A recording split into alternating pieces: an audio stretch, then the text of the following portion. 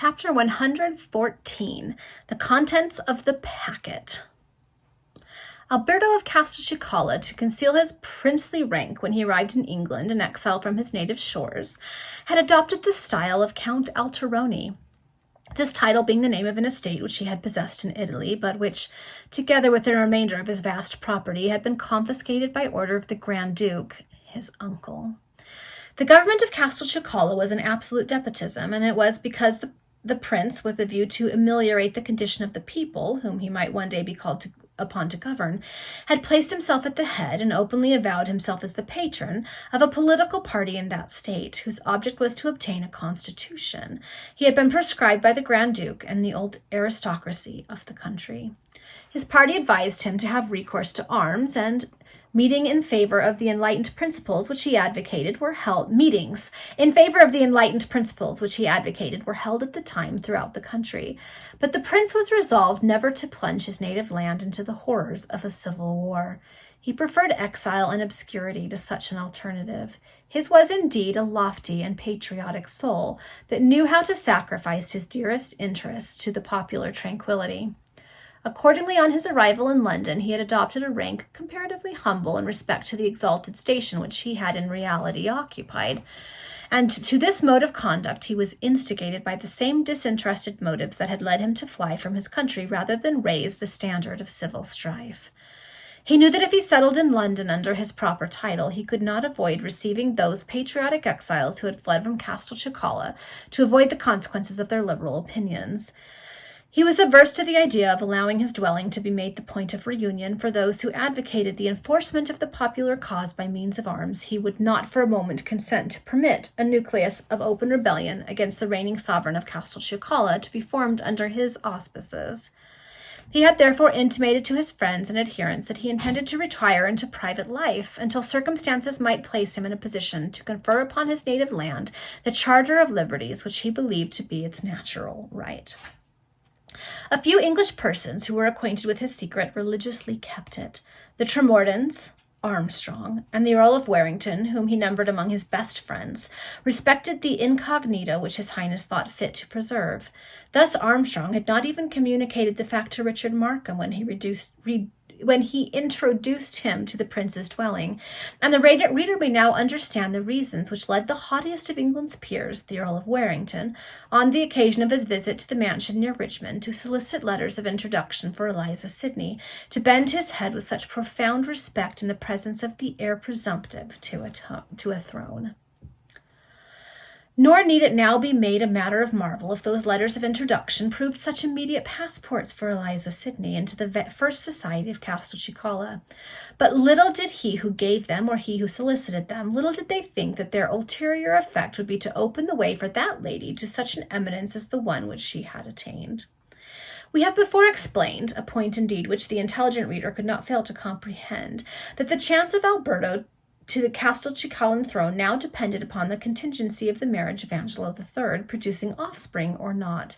Scarcely, however, had that marriage been consummated when the Minister of Foreign Affairs wrote to the Castelcicalan envoy at the court of Queen Victoria to communicate to Prince Alberto the intention of the government, sanctioned by the Grand Duke, to allow him a handsome income and supply him with an immediate grant by way of indemnification for the loss of his estates.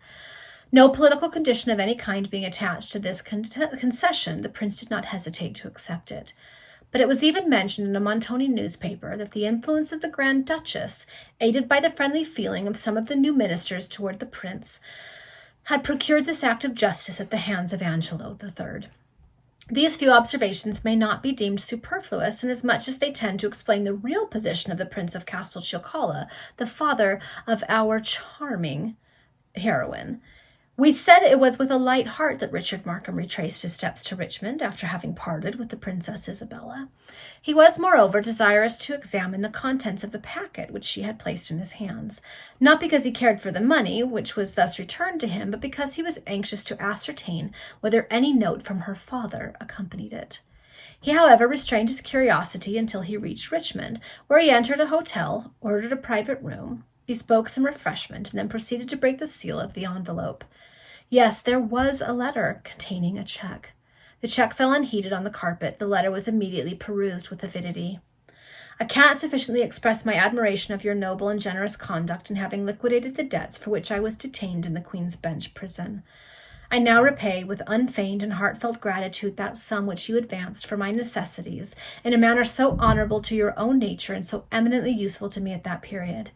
I need not say how deeply I regret the injurious suspicions which I entertained concerning you on a certain occasion, but circumstances were too powerfully combined against you to admit of any other impression.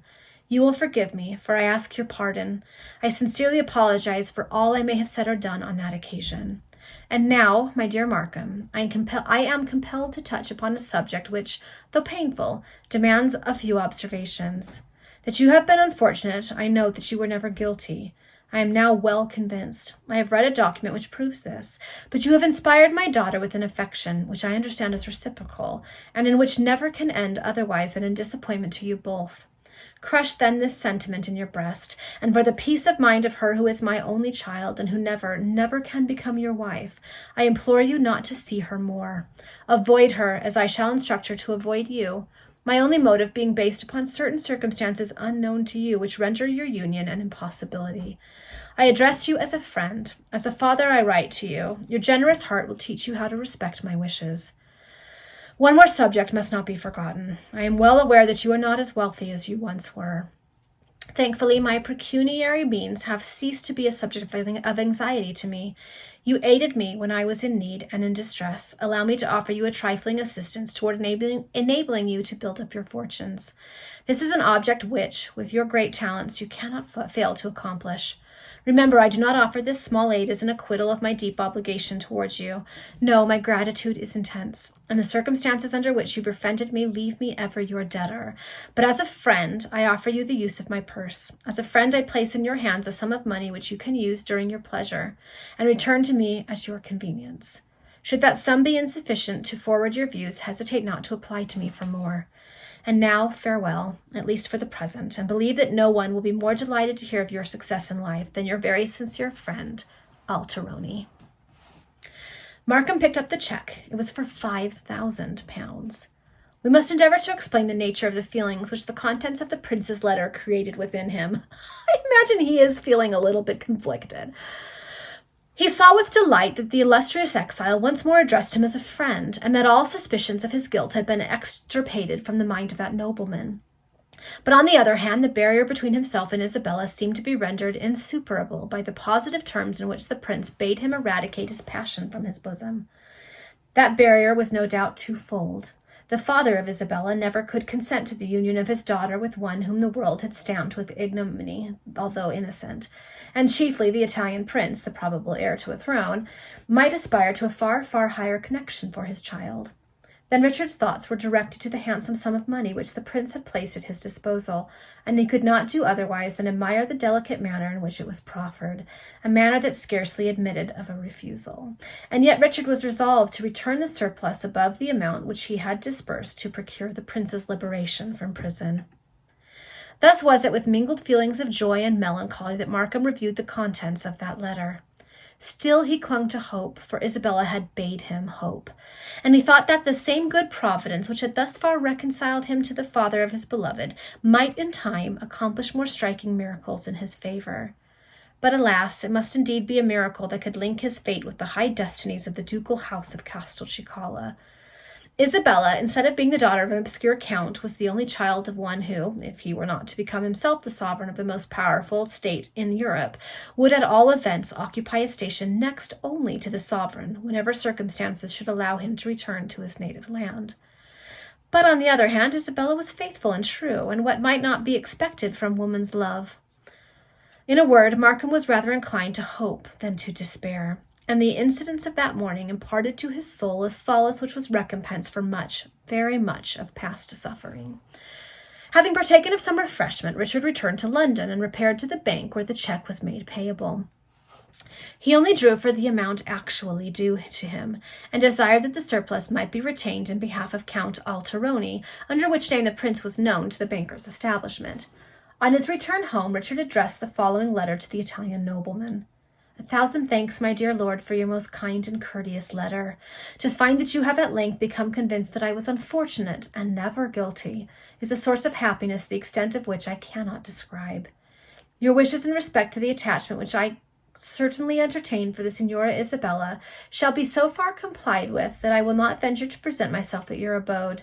As for extinguishing that affection which burns in my heart, mortal power cannot accomplish the task. It was with unfeigned delight that I understood from your lordship's letter that your position not only enabled you to return the trifle which I once ventured to use in your behalf, but also most generously to offer me the means of building up my fallen fortunes. My lord, I am unable to profit by your kindness.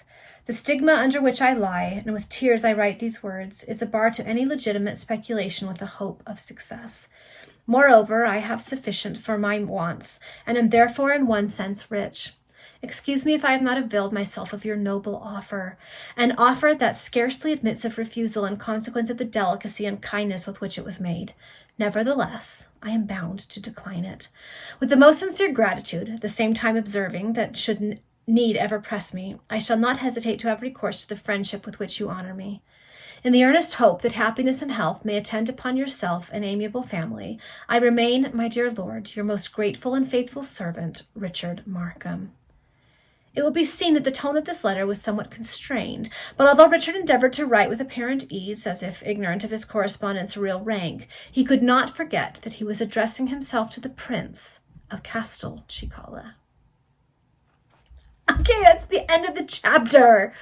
Okay, things aren't terrible yet. Richard got back the money he spent to get the prince out of prison, so that will help things be a little bit more secure at home, which should help Ellen not have to go out and find work again. Like, that'll help. But, how in the world is he going to end up with Isabella? He has to. Those two have to end up together because they love each other. So we'll see. We've got like 20 chapters to go. So we'll see what the author can pull off in 20 chapters. All right, see you next time.